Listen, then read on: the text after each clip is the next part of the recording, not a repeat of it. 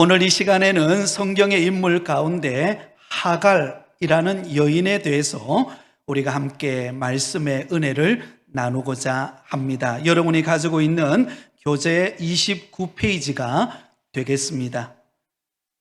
오늘 살펴보게 될 이 하갈이라고 하는 여인을 말할 때 이 하갈과 연결되어진 아주 중요한 두 명의 인물이 있습니다.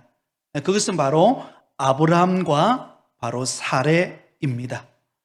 그래서 아브라함과 사레 그리고 하갈은 뗄래야 뗄 수 없는 관계라고 말할 수가 있습니다. 여러분, 아브라함과 사레, 하나님께서 갈대아 우르에 머물고 있던 아브라함과 사레를 부르셨죠. 그리고는 하나님이 약속하신 땅, 가나안 땅으로 가라고 명령을 하게 됩니다. 그래서 아브라함과 사레는 75세의 나이에, 아브라함이 그의 나이 75세가 되었을 때 하나님의 부름을 받고 약속의 땅 가나안 땅에 들어가게 됩니다. 그리고 하나님께서 아브라함에게 약속하셨습니다. 내가 너의 씨를 통하여 번성하게 할 것인데 내가 너와 너의 후손을 축복하시겠다. 그렇게 하나님께서 약속하셨죠. 그런데 여러분, 하나님이 약속해 놓은 가나안 땅에 들어와서 10년이 지났는데도 아브라함과 사라에게 아무런 자녀에 대한 소식이 없는 거예요. 아무리 기다려도 임신할 소식이 들려오지를 않는 것입니다. 그래서 10년이 지나고 난 다음에 이 사레가 도저히 안 되겠다 싶어서 자신의 몸종인 애굽 사람 하갈을 그의 남편 아브라함에게 첩으로 주면서 그 사레를 통하여서 아이를 낳자라고 그렇게 아브라함에게 요청을 합니다. 그래서 아브라함은 그 하갈을 취하여서 첩으로 취하여서 아들을 낳는데 아브라함의 나이 86세 때에 아들을 낳는데 그 아들의 이름이 무엇이죠? 이스마엘, 하나님이 들으셨다라고 하는 이스마엘이라고 하는 아들을 낳게 됩니다. 바로 이때 아브라함의 첩으로 이스마엘을 낳은 여인이 누구인가? 바로 하갈이라는 여인입니다. 그래서 오늘 우리가 이 하갈이라고 하는 여인을 살펴보면서 하나님께서 어떻게 우리 가운데 또 교훈하시고 말씀하시는지 은혜를 나누고자 합니다. 어떤 면으로 보면 이 하갈은 참 비련의 여인이죠. 그는 아브라함의 첩으로 또 이스마엘을 낳았지만 결국은 추방되어서 살아갈 수밖에 없는 비련의 여인이 바로 하갈입니다.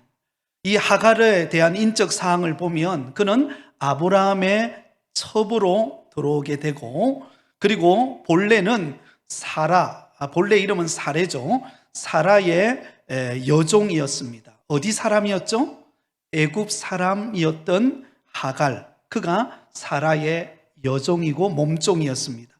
그리고 그는 아들을 낳는데 이스마엘의 어머니가 되죠. 그리고 이 하갈이라고 하는 이름의 의미를 보면 도망하다라는 그런 의미를 가지고 있습니다. 그러니 참 어떤 면으로 보면 비련의 여인이라고 말할 수 있겠죠. 자, 이 하갈의 생애를 가만히 살펴보면 크게 중요한 세 가지 생애를 나누어서 우리가 살펴볼 수가 있습니다. 교재를 보시면 제일 먼저 이 하갈은 아브라함의 첩으로 들어오게 됩니다. 왜 아브라함의 첩으로 들어오게 되었죠? 조금 전에 제가 말씀을 드렸던 것처럼 아브라함과 사레가 여러분 약속의 땅 가나안 땅에 들어와서 10년이라는 세월이 지났습니다. 그때 아브라함의 나이가 몇 세였냐면 85세였어요. 85세가 되었음에도 불구하고 자식이 없자 여러분 그의 아내 사레가 불안해지기 시작했습니다. 이러다가 우리 집안에 이 자식이 태어나지 못하는 것 아닌가라고 하는 두려움을 갖게 된 것이죠. 그래서 이 사례가 생각해낸 것이 무엇입니까? 자신의 몸종이었던 애굽 사람 하갈을 아브라함에게 첩으로 주어서 자식을 낳게 한다면 우리의 씨를 이어가지 않겠나, 아마 그런 바람이었죠. 그러나 여러분, 이것은 하나님의 뜻이 아니었습니다. 여러분, 하나님의 뜻은 무엇입니까? 아브라함과 사례를 통하여서 하나님이 약속하신 믿음의 아들을 선물을 주시겠다라고 하나님께서 계획하고 계셨습니다. 그러나 기다리지 못하고 10년이라는 세월 동안 지났지만, 그러나 하나님이 믿음의 아들을 주실 것을 약속하셨음에도 불구하고 그 약속을 기다리지 못하여서 아브라함에게 첩을 주게 되었던 거죠. 바로 그 여인이 하갈입니다. 그래서 아브라함의 85세 때에 첩으로 들어오게 되어진 여인이 하갈입니다. 그런데 여러분, 놀랍게도 이 하갈은 첩으로 들어오자마자 여러분 잉태를 하게 된 거예요. 임신을 하게 된 것이죠. 그러자 여러분, 임신을 딱 하니까 여러분, 이 하갈이 돌변합니다. 여러분, 여자의 마음은 갈대와 같은 것 여러분 아시나요? 네, 잘 아시네요. 네, 여러분, 잉태하기 전만 하더라도 여러분, 하갈은 누구보다도 이 사례를 잘 섬겼던 그런 몸종이었습니다. 그만큼 사례가 볼 때 믿을만 했기 때문에 아브라함에게 첩으로 주지 않았겠습니까? 그런데 여러분, 그런 은혜를 입은 하갈이 임신을 딱 하자마자 어때요? 돌변합니다. 자, 오늘 본문 창세기 16장 4절 말씀을 우리 같이 한번 보겠습니다. 창세기 16장 4절입니다. 우리 같이 읽겠습니다. 시작. 아브라함이 하갈과 동침하였더니 하갈이 임신하매 그가 자기의 임신함을 알고 그의 여주인을 멸시한지라. 자, 여러분, 이 하갈이 임신을 하게 딱 되니까 어때요? 그 여주인인 사례를 멸시하기 시작했다는 것입니다. 은혜를 까마득하게 잊어버리고 여러분, 질투심에 불타서 이 사례를 마음을 긁어놓으면서 여러분 구박하면서 멸시하게 된 것입니다. 여러분, 그러면 그 구박받는 사례 입장에서 볼 때에 가만히 있겠습니까? 너무나 화가 치밀어 오지 않겠습니까? 그래서 여러분, 이 사례가 어떻게 행동합니까? 5절과 6절입니다.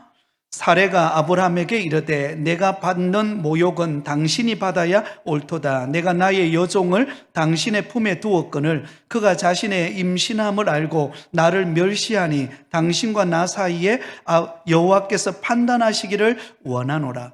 여러분, 구박받는 사례가 여러분 얼마나 그 화가 치밀어 올랐겠습니까? 그래서 여러분, 누구에게 바가지를 긁습니까?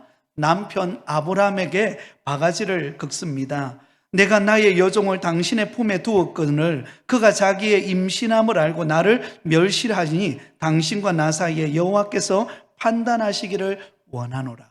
자, 그러자 아브라함이 어떻게 그 해결책을 냅니까? 6절입니다. 같이 읽겠습니다. 시작. 아브라함이 사레에게 이르되 당신의 여종은 당신의 수중에 있으니 당신의 눈에 좋은 대로 그에게 행하라 하며 사레가 하갈을 학대하였더니 하갈이 사레 앞에서 도망하였더라. 여러분, 하루아침에 콩가루 집안이 되어버립니다. 그렇게 다정했던 아브라함과 사레 가정에 아이를 잉태하지 못하여서 대신 첩으로 들어왔던 이 하갈이 들어와서 임신을 하게 된 것이 오히려 그 가정 안에 화목한 가정에 불화가 생기고, 그리고는 서로 학대하고 서로 비난하고 미워하는 관계가 되어서 결국은 여러분, 이 하갈이 도망치지 않으면 안 되는 그런 상황까지 벌어지게 되었던 것입니다. 하나님의 때를 기다리지 못하고 인내하지 못하고 성급하게 행하였을 때 나타나는 결과가 무엇입니까? 그 가정 안에 정말 있어서는 안 되는 그런 가정의 불화가 생기게 되었던 것을 알 수가 있습니다. 자, 그러자 여러분, 이 하갈은 도망을 가서 광야로 들어가게 됩니다. 자, 창세기 16장 7절을 보세요. 여호와의 사자가 광야의 샘물 곁 곧 술길 샘 곁에서 그를 만나. 여러분 도저히 견디지 못하고 학대를 당하여서 이 하갈이 도망을 가게 되었는데 광야의 오아시스인 샘 곁에서 주저앉아 있는 거예요.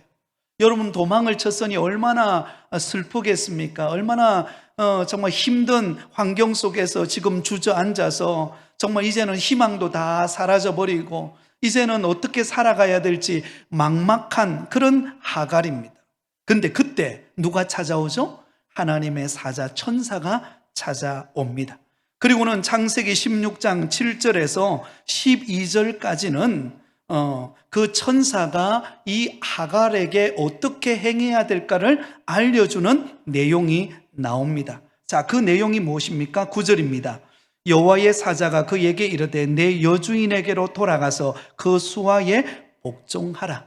여러분 도망쳤던 하갈에게 여호와의 사자가 한 말이 무엇입니까? 다시 그 여주인인 그 사레의 집으로 가서 그 수하에 복종하라고 말하고 있습니다. 그러면서 한 가지 약속을 하죠. 그렇게 복종할 때 너에게 어떤 일이 일어날 것인가를 말하는데요. 10절입니다. 우리 같이 읽겠습니다. 시작. 여호와의 사자가 또 그에게 이르되 내가 내 씨를 크게 번성하여 그 수가 많아 셀 수 없게 하리라. 네가 그 여주인의 집에 가서 네가 순종하고 복종하게 되면 내가 너의 그 지금 잉태한 그 아들 이스마엘을 통하여 내가 너의 후손들을 축복하여 큰 민족을 이루게 해 주겠다라고 말씀합니다. 그래서 그 말을 듣고 이 하갈은 다시 아브라함의 집으로 들어가서 아들을 낳는데 16절입니다. 하갈이 아브라함에게 이스마엘을 낳았을 때에 아브라함이 나이가 몇 세였어요? 86세였더라. 86세 때에 하갈이 이스마엘이라고 하는 아들을 낳습니다. 이스마엘은 바로 하나님이 들으셨다라는 뜻을 가지고 있는 이름입니다. 자, 그런데 여러분 이것으로 끝나지 않아요. 그 다음에 어떤 문제가 발생하는가? 자, 창세기 21장으로 가보시기 바랍니다. 창세기 21장입니다. 하갈과 이스마엘이 아브라함의 집으로부터 추방당하는 일이 발생하게 되는 것을 볼 수가 있죠. 그 원인이 무엇이었는가? 창세기 21장 8절 9절 말씀을 보겠습니다.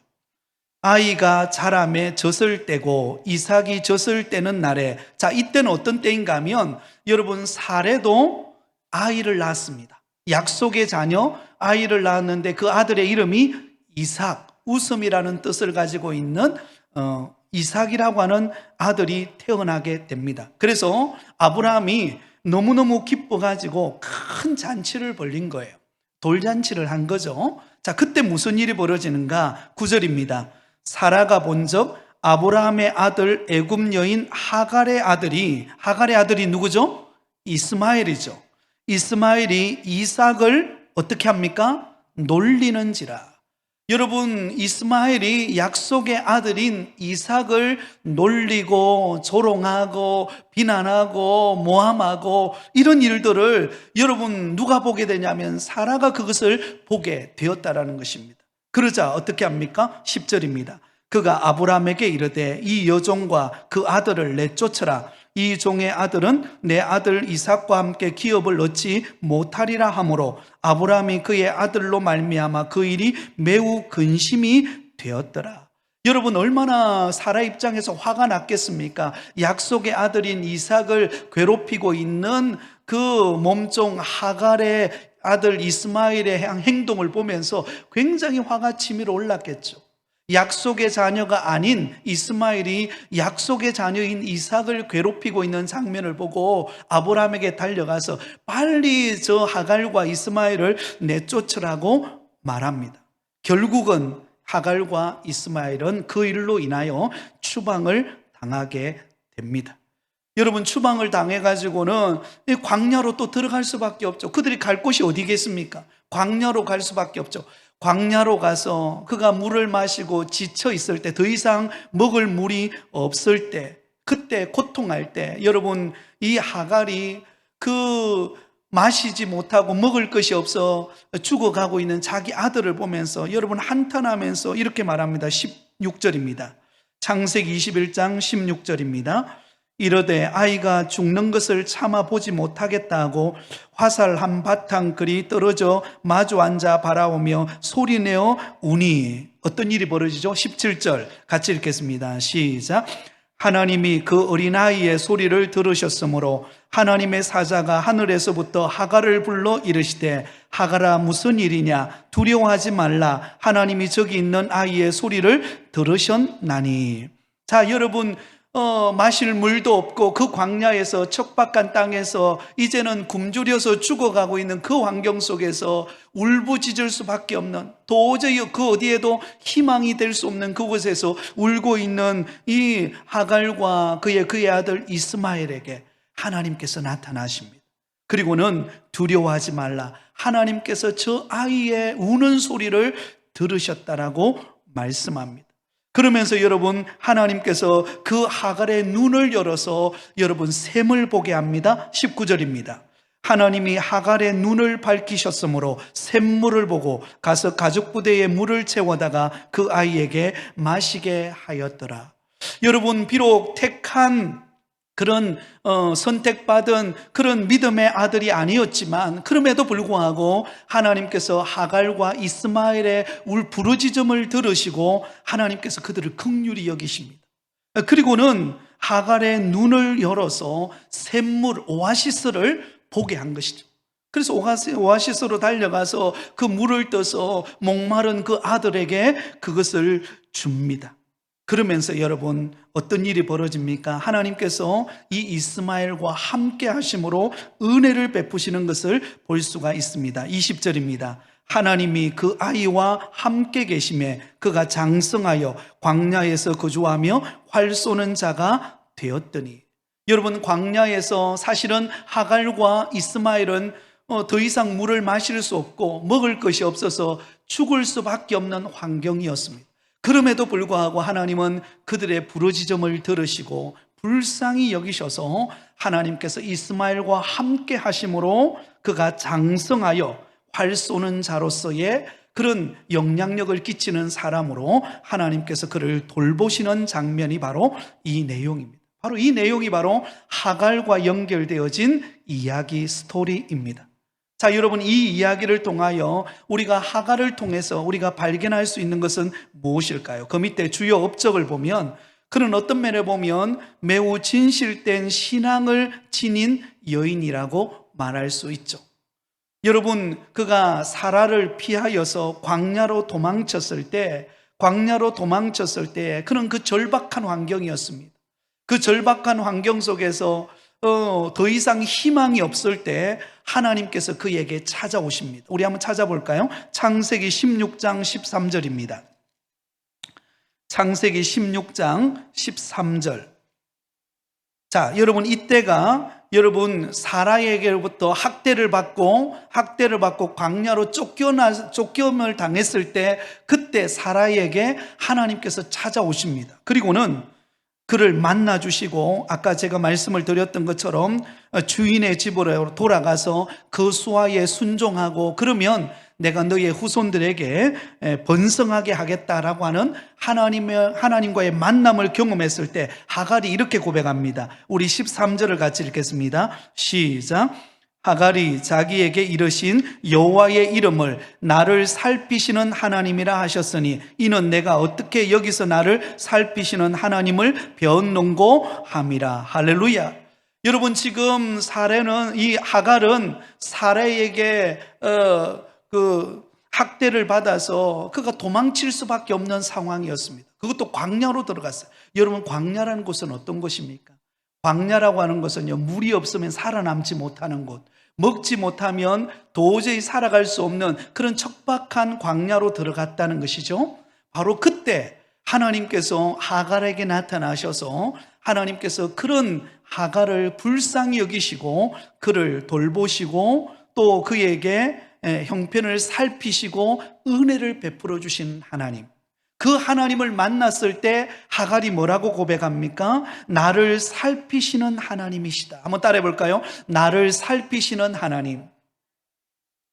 여러분, 비록 이 하갈은 몸종이었고 또한 첩으로 아브라함에게 들어와서 약속의 자녀가 아닌 이스마엘을 잉태하기는 했지만, 그러나 여러분, 이 하갈 역시 하나님께 은혜를 입고 하나님의 보살핌을 받는 그런 여인이었음을 알게 됩니다. 그리고는 그는 그런 은혜를 입었을 때 하갈은 입술을 통하여 나를 살피시는 하나님, 내가 이 광야 가운데 있는데 이곳에 하나님이 찾아오셔서 나를 돌보시고 나를 지키시고 나를 보호해 주시는 그 하나님을 만나게 되었다는 것입니다. 할렐루야. 사랑하는 성도 여러분, 저와 여러분의 삶 속에 날마다 이런 고백이 있기를 바랍니다. 나를 살피시는 하나님. 여러분, 우리의 인생은 광야와 같습니다. 요즘에 코로나 바이러스 이 여파로 인하여서 어떤 면에 보면 더 척박하고, 우리가 서로 만나서 함께 식사하고 교제하고 기쁨을 나누던 그런, 우리가 늘 그냥 일상적인 우리의 삶 아니었어요? 그런데 이제는 거리두기를 하고 뭔가 모르게 참 만남이 부담스럽고 그런 우리가 시기를 보내면서 이 코로나 블루라 그러죠. 사람들의 마음이 우울함이 찾아와 가지고는 어디에도 위로받을 수 없고 정말로 적막함과 고독감을 안고 수많은 사람들이 오늘 이 광야와 같은 시기를 보내고 있습니다. 그럼에도 불구하고 하나님은 우리에게 오셔서 우리를 살피시고 우리를 지키시고 우리를 보호하시는 하나님이심을 믿으시기를 바랍니다. 오늘 이 자리에 나오신 저와 여러분은 하나님의 돌보심 안에 있다라는 사실을 꼭 기억하실 수 있기를 바랍니다. 그것을 지금 하갈이 고백하고 있는 거예요. 그리고 돌아가라고 하는 하나님의 명령에 그는 순종하여서 자신을 학대하는 그 사례에게로 가서 수종을 들면서 그는 첩으로서의 위치에 거하게 되는 것을 볼 수가 있습니다. 또한 여러분, 이 하갈은 정말 고통스러웠을 때, 절망적일 때 그의 이스마엘 아들과 함께 부르짖는, 울부짖는 그런 통곡이 나오는 것을 볼 수가 있습니다. 우리 창세기 21장으로 가보겠습니다. 창세기 21장 16절입니다. 창세기 21장 16절. 자, 우리 같이 읽도록 하겠습니다. 시작. 이르되 아이가 죽는 것을 참아 보지 못하겠다 하고 화살 한 바탕 그리 떨어져 마주 앉아 바라보며 소리내어 우니. 그 다음에 17절. 하나님이 그 어린아이의 소리를 들으셨으므로 하나님의 사자가 하늘에서부터 하갈을 불러 이르시되 하갈아 무슨 일이냐, 두려워하지 말라, 하나님이 저기 있는 아이의 소리를 들으셨나니. 여러분, 이 하갈과 이스마엘이 여러분 광야로 쫓겨나서 이제는 먹을 물도 없고 마실 물도 없고 먹을 음식도 없고 이제는 더 이상 희망마저 다 사라졌을 때 그들이 했던 일이 무엇입니까? 통곡하는 것 외에는 없었어요. 여러분, 목말라 죽어가고 있는 그 자식을 보는 그 하갈의 그 어머니의 마음은 찢어질 것 같지 않겠습니까? 그러니 통곡할 수밖에 없고 하나님 불쌍히 여겨달라고 통곡할 수밖에 없고 울부짖을 수밖에 없었습니다. 그런데 하나님은 그 울부짖음의 소리를 들으시고 하갈에게 찾아오셔서 두려워하지 말라, 그리고는 그들을 돌보시는 것을 볼 수가 있습니다. 여러분, 하나님은 무엇에 약할까요? 하나님은 우리의 울부짖음에 약합니다. 여러분, 부모가요, 자녀가 울면은요 부모 마음이 약해져요. 그렇잖아요, 그죠? 네. 가끔씩 여러분 부부간에도 서로 막 다투다가 누구 한 사람 울면 그때 끝나잖아요. 그죠? 게임 끝이잖아요. 안 그런가요? 저는 그렇더라고요. 저는 막 어떤 일로 이래가지고 막 미묘한 것에 해가지고 뭐 그렇고 안 그렇고 막 이러다가 나중에 아내가 막 눈물을 흘리면요 다 제가 잘못한 것 같아요. 그래가지고 아유 그래 미안하다 그러고 이렇게 게임하고 끝납니다. 대부분이 싸우면 제가 지더라고요. 대부분 싸우면 제가 져요. 여러분, 하나님은 우리의 눈물에 약합니다. 근데 여러분, 우리의 인생은요 눈물이에요. 그렇지 않습니까? 우리의 인생은요 수많은 한 산 넘어 산이라고 한 문제 해결하고 나면 이제는 만사형통하면 얼마나 좋겠어요. 근데 한 산을 넘고 나면 또 그 앞에 또 다른 어떤 문제가 찾아오고요. 가정에 좋은 일이 있으면 참 이제는 기뻐서 이제 너무 행복할 것 같은데 또 그 다음에 또 다른 문제가 찾아와 가지고 우리에게 눈물 흘리지 않으면 안 되고 하나님 앞에 울부짖으면 안 되는 그런 현실들이 우리 앞에 찾아옵니다. 그러나 여러분, 하나님은 우리의 눈물에 약합니다. 사랑하는 여러분, 최근에 하나님 앞에 눈물 흘려본 적은 언제입니까?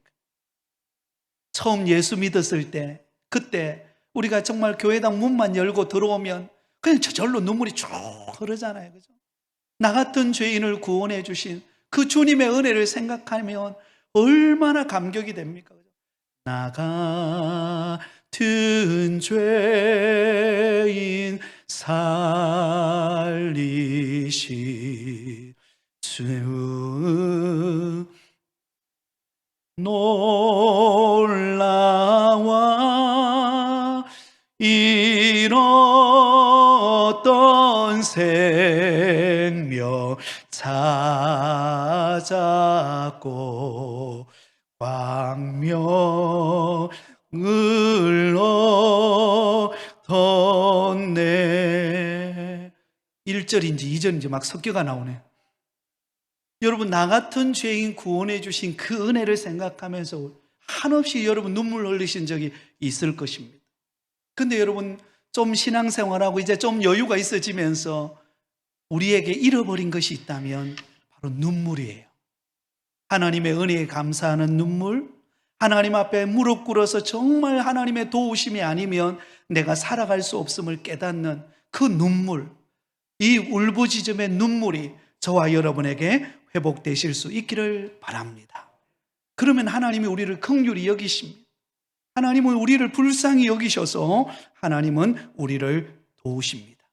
또한 여러분, 이 하갈은 결코 남을 원망하지 않는 것을 볼 수가 있습니다. 여러분, 이 하갈은 그녀에게 화가 다가왔을 때 여러분, 사라에게 비난하지 않아요. 그가 도망자의 신세가 되고 쫓기는 신세가 되었음에도 불구하고 희한하게도 이 하갈은 불평불만을 하지를 않습니다. 그 극심한 고통 가운데서 또한 하나님을 대항하지 않아요.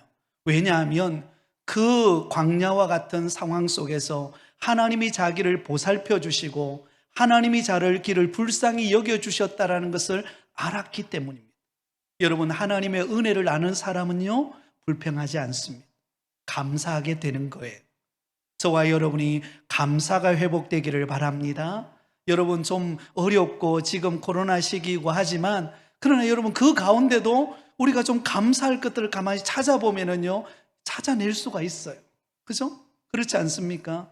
하나님의 은혜를 생각하면서 우리가 감사하기 시작할 때 하나님은 더 많은 감사의 열매를 주실 줄 믿습니다. 또한 여러분, 추방당한 후에 과거에 그는 교만했죠. 그죠? 그가 잉태할 때만 하더라도, 그때만 하더라도 하갈이요, 여러분, 이 사례를 어때요? 멸시했잖아요. 근데 한번 수모를 당하고 난 다음에 광야를 딱 갔다 오고 난 다음에는 달라집니다. 여러분, 그래서 우리 인생에게는 이 광야가 있는 것이요, 우리를 새롭게 하는 거예요. 광야를 통하여 우리의 교만을 꺾어놓고요, 광야를 통하여서 내 생각대로 살려고 하는 생각을 꺾어놓고 하나님 앞에 겸손히 무릎 꿇도록 만듭니다. 그러면 여러분, 우리의 인생에는 반드시 광야 학교가 있습니다. 그러나 이 광야 학교는 우리를 망하게 하는 것이 아니라 우리를 새롭게 해서 복을 주시기 위한 장소임을 꼭 기억하실 수 있기를 바랍니다. 그래서 이 하갈도 그런 경험을 통하여서 하나님의 구원의 계획을 그는 발견하게 되었다라는 것입니다. 자, 뒤로 넘어갑니다. 30장입니다. 자, 그럼에도 불구하고 이 하갈이 가지고 있는 두 가지 단점이 있습니다. 두 가지 단점. 하나는 그가 초반에 교만했다는 것입니다. 교만했다. 여러분, 아브라함의 첩으로 들어오게 되었죠. 원래는 사레의 몸종이었죠. 수중드는 일을 했던 여인이었습니다. 그런 그가 아브라함의 첩이 되어서 그가 잉태하게 되었을 때 어떻게 합니까? 자만에 빠져버린 거예요. 교만하게 된 것입니다. 그래서 은혜를 잊어버리고 자신을 첩으로 세워준 그 사례를 멸시합니다. 멸시합니다. 그것이 그에게 첫 번째 나타난 그의 단점이었던 것을 볼 수가 있습니다. 여러분, 우리가 하나님의 은혜를 잊어먹으면 나도 모르게 교만이 싹트게 됩니다. 내가 잘나서 된 것처럼 생각돼요. 내가 뭔가 뛰어나서, 그래서 내가 뭔가 좀 대단해서 이루어진 것 같아요. 그러나 전혀 그렇지 않죠. 오늘 이 하갈이 여러분 그 이스마엘을 잉태한 것은 누구 때문입니까? 사레의 은혜 때문이에요. 사레가 그렇게 하지 않았다면 그는 여전히 몸종으로서 하는 그런 허드렛 일만 해야 되는 여인이었습니다. 그런데 여러분, 사레를 통하여 그가 은혜를 입었잖아요. 은혜를 입었다면 은혜를 알고 은혜를 갚는 삶이 되어야 하는데 그는 그러지를 못하고 여러분 도리어 멸시하는 여인이 되어버리고 말았습니다. 여러분, 우리는 은혜를 알면 여러분 벼가 익으면 익을수록 고개를 숙이듯이 우리가 은혜를 알고 더 겸손함으로 주님을 섬기고 또 교회를 섬기고 다른 사람을 섬길 수 있는 믿음의 성도들이 되기를 바랍니다. 자, 두 번째 그의 단점이 무엇입니까? 성급함입니다. 성급함. 여러분, 사례로부터 좀 어려움을 당했다고 해가지고 그는 어때요? 도망을 가게 되죠. 도망을 가게 됩니다. 힘든 일이 발생했을 때 그때 여러분 하나님을 의지하고 이 하갈이 정말 하나님의 뜻을 구하면서 더욱더 기도하고 더욱더 자기에게 주어진 역할을 충실히 감당했더라면 이 하갈은 더 하나님 앞에 귀하게 쓰임받을 수 있었을 것입니다. 그런데 조금 힘든 일이 생겼다고 그는 어때요? 도망을 가버리죠. 그래서 여호와의 사자가 나타나서 어떻게 합니까? 다시 돌아가라. 다시 주인 사례에게로 돌아가서 수종을 들으라고 말하지 않습니까? 여러분, 우리가 힘든 일이 생길 때 우리는 피하고 싶고 도망가고 싶어집니다. 그러나 여러분, 힘들수록 기도하시기 바랍니다.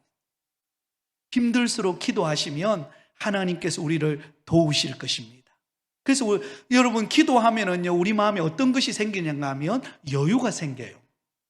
환경은 변하지 않았는데 기도하면 변할 것 같아요. 그 마음이 딱 생깁니다. 그 평강이 찾아와요. 그럼 여유가 생깁니다. 그러면 때가 되면 하나님께서 이루시는 것을 볼 수가 있습니다. 그래서 기도하지 않으면 어떤 마음이 드냐면 자꾸 조급해져요. 성급해집니다.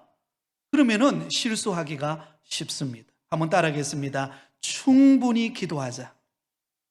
힘들수록 기도하자. 여러분, 우리가 답답할 때 어떻습니까? 누군가를 만나서 내 마음에 있는 것을 다 털어놓으면 어때요? 속이 시원하잖아요. 그죠? 여러분, 우리의 아픔과 우리의 갈등과 힘든 문제를 하나님 앞에 가져와 나와서 속 시원하게 그것을 풀어내면은요, 우리 마음이 시원함을 얻고 우리 마음에 여유가 생기고 또 하나님이 이루실 것을 믿어지는 은혜가 있습니다. 그래서 우리는 성급해지기보다 더 많이 충분히 기도함으로 주님 안에서 모두가 승리하실 수 있기를 예수님의 이름으로 축원드립니다. 자, 이 하갈을 통하여 이제 마지막입니다. 이 하갈을 통하여 우리가 얻을 수 있는 몇 가지 교훈이 있습니다. 첫 번째는 무엇인가 하면 우리가 이것은 어떤 면으로 사례와 연관된 이야기인데요. 여러분, 아브라함의 아내 사례가 하갈을 취하여서 아브라함의 첩이 되게 한 이유가 무엇입니까? 기다리지 못했기 때문이에요. 하나님은 반드시 아브라함과 사례를 통하여 약속의 자녀 이삭을 선물로 주겠다라고 하나님은 약속하셨습니다. 그러면 그 약속을 딱 붙들고 기다리고 인내해야 하는데 기다리지 못함으로 인하여서 하갈을 취하여서 여러분 아브라함이 이스마엘을 낳잖아요. 이것은 기다리지 못하고 성급함으로 인하여 행동함으로 인하여 결국은 실수하게 되어진 결과인 것입니다. 그러므로 여러분, 우리는 하나님의 약속의 때를 충분히 기다릴 줄 아는 믿음의 성도가 되시기를 바랍니다. 여러분, 우리가 기도하자마자 바로 응답되면 얼마나 좋겠어요. 좀 그렇게 응답되기를 기도합니다. 그러나 여러분, 때로는 기도하고 또 기도하는데도 오랜 기간이 걸리는 게 있습니다. 그러나 여러분, 오래 기다림이 있는 시간이 어떤 면은 우리로 하여금 더 하나님과 친밀한 관계를 유지하게 하는 기간이고 또 그 기간을 통하여 하나님은 우리를 연단시키시고 온전한 복을 받게 만드시는 하나님의 계획이 숨어 있음을 꼭 기억하실 수 있기를 바랍니다. 요즘에 우리가 새벽에 요셉에 관한 말씀을 우리가 살펴보고 있습니다. 그런데 요셉이요, 여러분 애굽의 종으로 팔려가서 그가 애굽의 국무총리가 되는 기간이 무려 몇 년이 걸렸을까요? 13년이라는 기간이 걸립니다. 굉장히 오랜 기간이죠.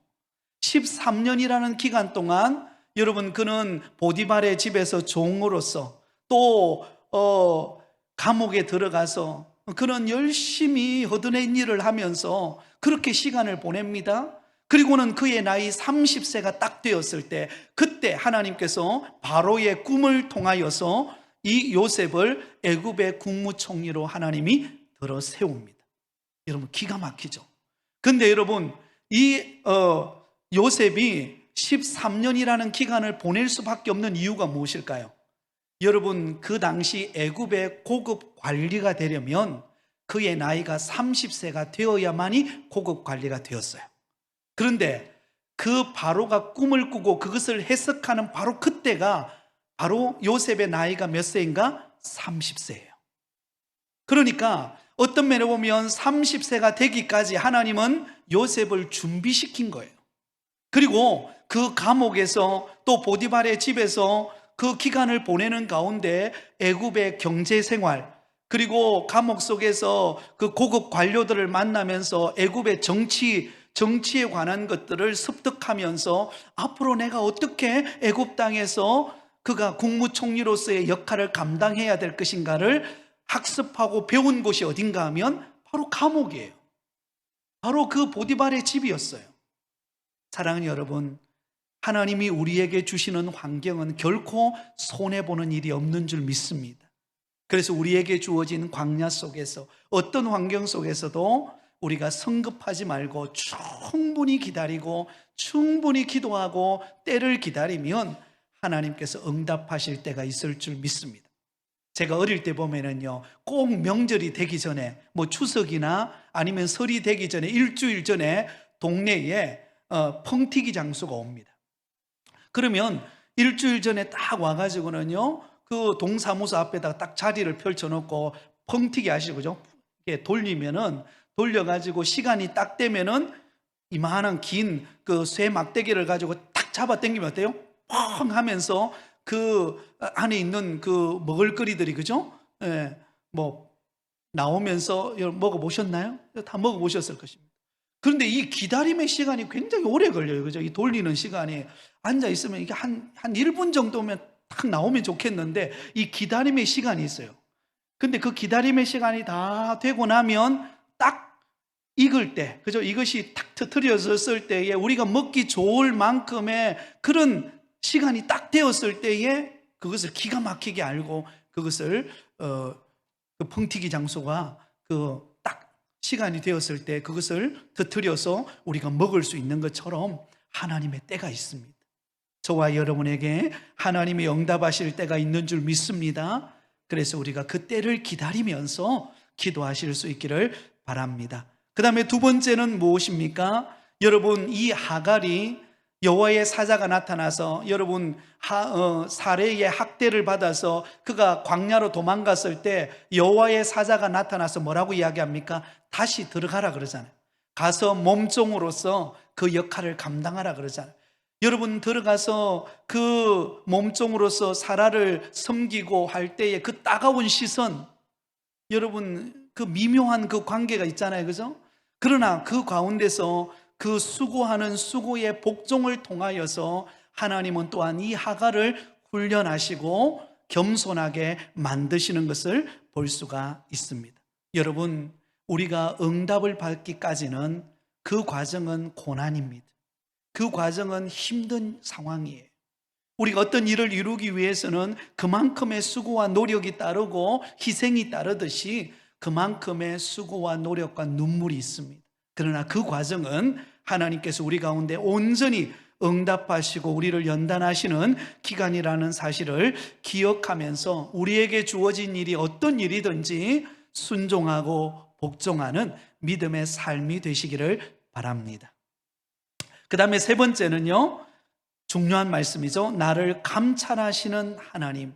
그 하갈에게 찾아오셔서 광야에서 슬퍼하고 고통스러워하고 있는 하갈에게 찾아오셔서 그를 돌보시고 또 그의 후손들을 번성하게 해주시겠다라고 하나님이 약속하시는 그 말씀을 들었을 때, 그때 하갈의 입술에서 터져나오는 고백이 무엇입니까? 나를 감찰하시는 하나님, 나를 보살피시는 하나님, 나를 지키시는 하나님, 그 하나님을 그는 고백하고 있습니다. 사랑하는 성도 여러분, 하나님이 우리를 보살피고 계시는 줄 믿습니다. 여러분, 오늘 이 자리에 불러 모으신 우리 저와 여러분, 오늘 이 자리에 처음 오신 우리 김영자 성도님, 하나님이 앞길을 돌보시고 하나님이 인도하실 줄 믿습니다. 축복하실 것입니다. 오늘 이 자리가, 이 온 자리가 얼마나 귀한 자리인지 모릅니다. 하나님께서 앞으로 큰 은혜를 베풀어 주실 것입니다. 우리를 돌보시는 하나님, 여러분, 하갈을 돌보셨던 하나님이 선택하신 저와 여러분을 돌보지 않겠습니까? 우리의 사업장을 돌보지 않겠습니까? 우리의 자녀들을 돌보지 않겠습니까? 하나님은 불꽃 같은 눈동자로 돌보시고 인도하신다라는 사실을 꼭 믿으실 수 있기를 바랍니다.